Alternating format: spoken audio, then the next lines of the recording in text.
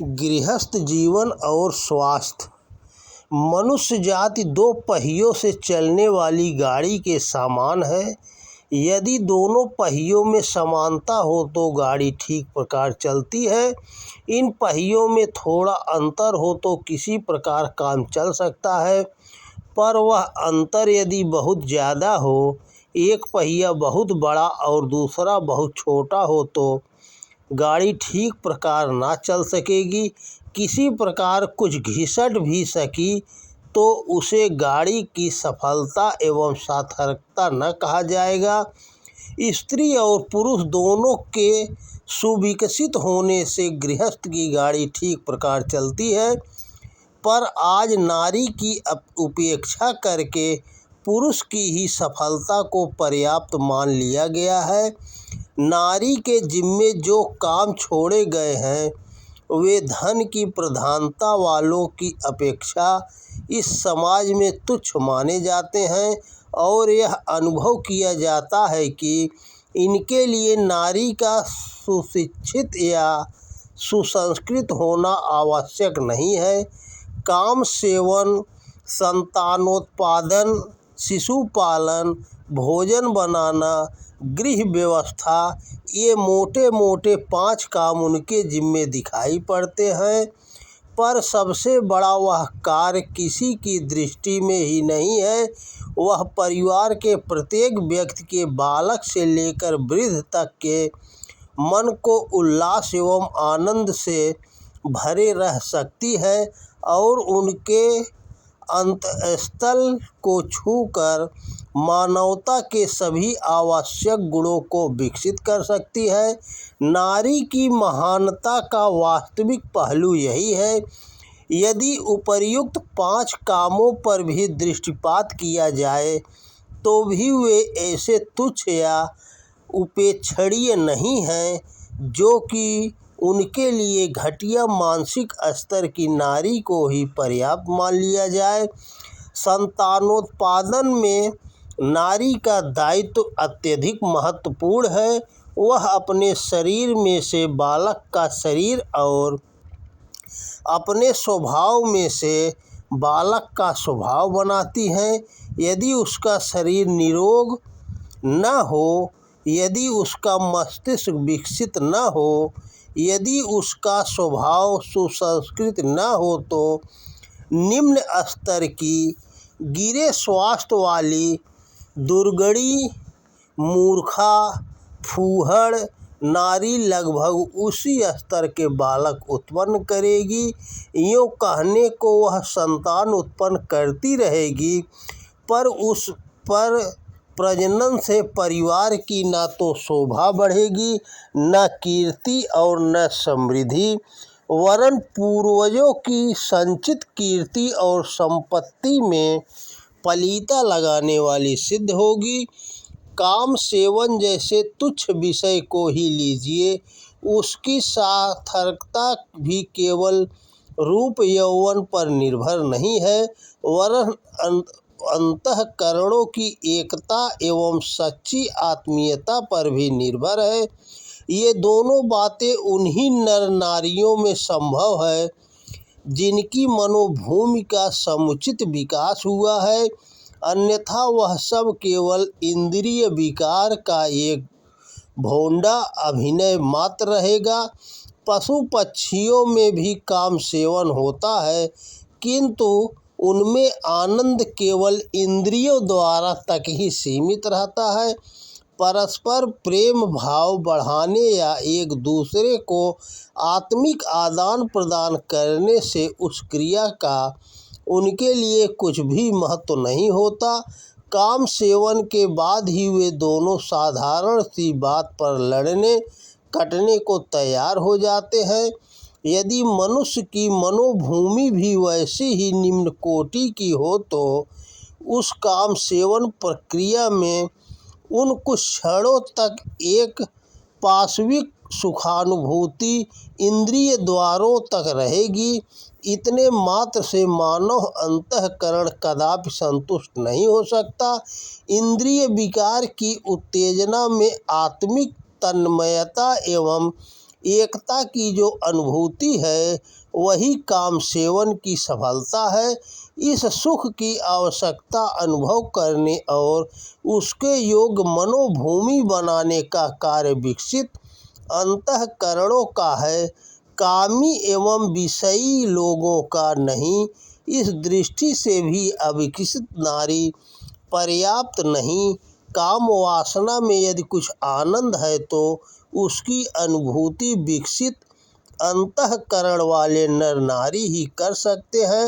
नारी को अविकसित संस्कृत रखकर जो काम वासना का रसास्वादन करना चाहते हैं वे गलती पर ही है।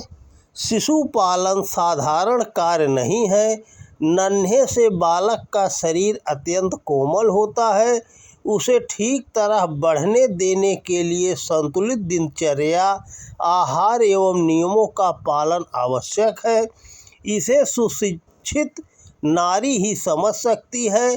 गर्भावस्था के दिनों से ही शिशु पालन शुरू हो जाता है। बालक को क्या खिलाना और कैसी मन स्थिति से रखना, इसका समुचित ज्ञान होने के लिए शरीर शास्त्र, आरोग्य शास्त्र, आहार शास्त्र एवं मनोविज्ञान शास्त्र का ज्ञान होना आवश्यक है, ताकि उसी आधार पर जननी अपने आहार विहार को व्यवस्थित करके गर्भस्थ बालक का निर्माण और पोषण आरंभ करे। यह कार्य फूहड़ स्त्रियां नहीं कर सकती। उन्हें इन विषयों का ज्ञान ही नहीं है तो कैसे जान पाएंगी कि उनकी किन शारीरिक और किन मानसिक क्रियाओं का बालक पर क्या असर पड़ेगा। जन्म होने के पश्चात कई वर्ष तक बालक की पूरी सावधानी रखनी होती है। इसी सावधानी के आधार पर बालक की शारीरिक और मानसिक प्रगति संभव है। इस संबंध में क्या करना क्या न करना इसका ज्ञान न हो तो बेचारी जननी क्या करे। उल्टा सीधा जो उसकी समझ में आता है करती रहती है। फलस्वरूप उसकी अज्ञानता बालक को रोगग्रस्त कर देने या मृत्यु के मुख तक पहुंचा देने का भी कारण होती है। पाश्चात्य देशों के बालक हिष्ट-पुष्ट और सुंदर होते हैं। वे न रोते हैं और न बीमार पड़ते हैं, वरन कमल के फूल की तरह उठते और खिलते चले जाते हैं। दूसरी ओर भारतवर्ष है जहाँ बालक जन्म से ही रोगी रहने का अभिशाप लेकर आते हैं। उनका ठीक प्रकार पोषण गर्भावस्था में न हुआ तो नींव वहीं से कमज़ोर होकर आती है। फिर जन्म के बाद अज्ञानतापूर्ण पालन पोषण के कारण उन्हें दस्त, नाक बहना, ज्वर, जिगर, तिल्ली, सूखा, अफरा, आँखें दुखना, रोना, चेचक पड़ना आदि न जाने कितने रोग लग जाते हैं। उपचार ज्ञान न होने से स्त्रियां भूत, पलीद, देवी देवता और भी ना जाने क्या क्या टंट घंट करती रहती हैं। फलस्वरूप बच्चे मृत्यु के मुख में सरकते रहते हैं। भारत की बाल मृत्यु संख्या संसार में सबसे अधिक है। इसका एकमात्र कारण हमारी नारी की अविद्या ही है।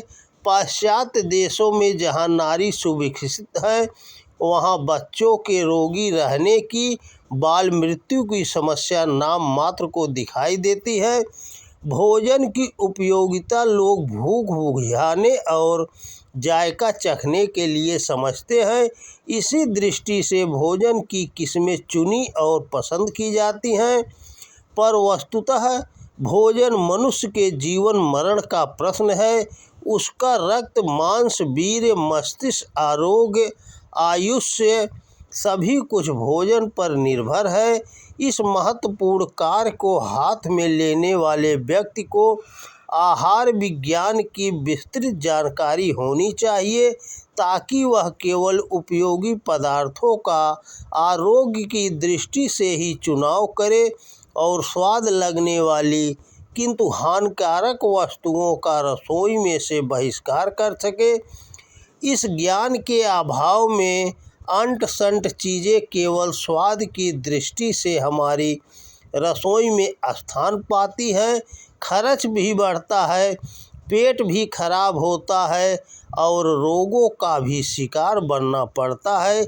इसी प्रकार पकाने की विद्या भी एक विशेष विद्या है। इसकी जानकारी के बिना बहुमूल्य लाभदायक वस्तुएं जल भूनकर कोयला मात्र लाभ रहित बना दी जाती हैं। रबड़ी या खोया दूध का कोयला मात्र है।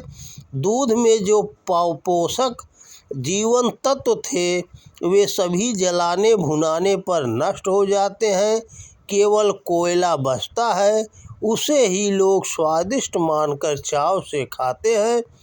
इसी प्रकार तेल घी में तली भुनी चीज़ें अपने स्वाभाविक जीवन तत्वों से वंचित हो जाती हैं, पैसा भी लगा और उपयोगिता भी हाथ से गई। यह दोहरी हानि पाक विद्या का शास्त्रीय ज्ञान न होने से ही होती है। गृहिणी यदि पाक विद्या का वैज्ञानिक पहलू जानती हो तो स्वाद की अधिक चिंता किए बिना भोजन को अमृत रूप बना सकती है और उससे घर के सभी लोगों को निरोग हिष्ट पुष्ट एवं दीर्घजीवी बनाने में अत्यंत महत्वपूर्ण योग दे सकती हैं। यह तभी संभव है जब नारी सुविकसित हो। तो दोस्तों नमस्कार, वीडियो पसंद आए तो ज़्यादा से ज़्यादा शेयर करें। जय हिंद, जय भारत।